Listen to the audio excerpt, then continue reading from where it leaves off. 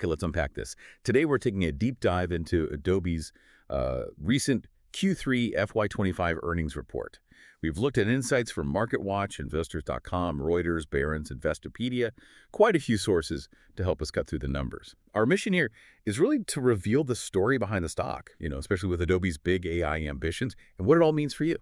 So first impressions, Adobe's Q3 looks pretty good, right? I mean, they delivered a strong quarter. Revenue hit $5.99 billion. That's up 11% year over year, and it beat what analysts were expecting. And adjusted earnings per share, also strong, $5.31. Again, well above estimates. So on paper, these are solid beats. Yeah, definitely solid. And what's really fascinating here, especially when we talk about AI momentum, is looking at their annualized recurring revenue, their ARR.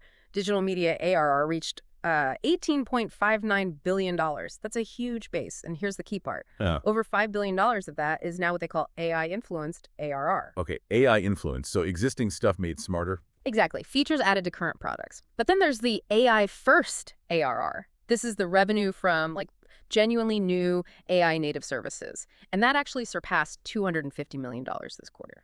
$250 million? It's growing. And they even raised their full year forecasts for both revenue and profit. They're citing really strong demand, particularly for these AI tools.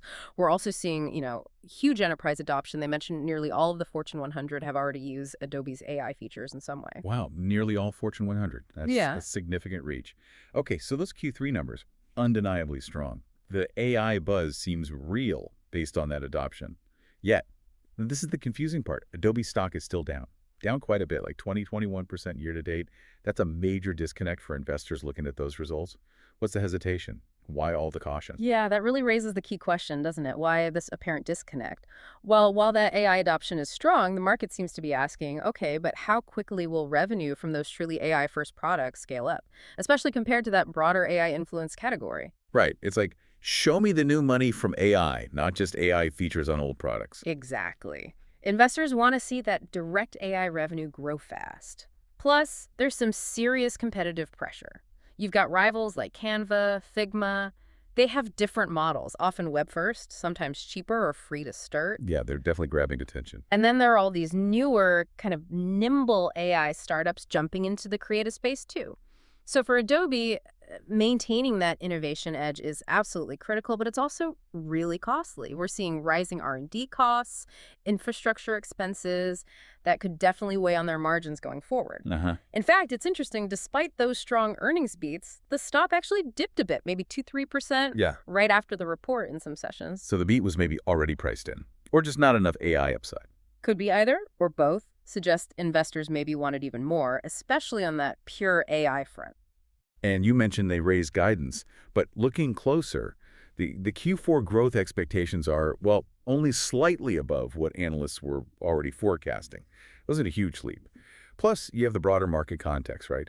Valuations for tech, for software, they're under pressure. Adobe's current multiple is, well, it's way lower than its historical highs. That signals some persistent investor skepticism. Yeah, and if we try to connect this to the bigger picture for you, most analysts seem positive on Adobe's long-term position. They've got the user base, the ecosystem.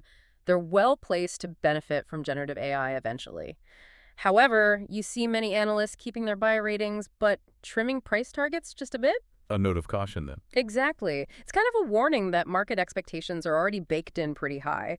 They're really emphasizing that execution is key now, and cost discipline, especially around that R&D spend, marketing, and just navigating this tougher competitive landscape. That's going to be critical over the next few quarters. So investors will be watching margins very closely. Oh, absolutely. Will margins hold up, or will these investments start to erode them? That's a big focus. So boiling it down for you, the listener, it really comes down to whether you believe Adobe can scale that AI-first revenue faster than the market seems to fear right now. It's that classic innovator's dilemma almost. How do you integrate this disruptive AI tech without hurting your existing, very profitable business? Can they keep margins strong while fighting off competition and leveraging that huge enterprise footprint they have? Yeah, the fundamental question remains. How quickly can Adobe convert that broad AI influence they clearly have into direct, aggressively scaling AI-first revenue? And what does that ultimately mean for their leadership in the creative software market? Especially with all these new AI challengers popping up, it's going to be a really fascinating balancing act to watch in the coming months.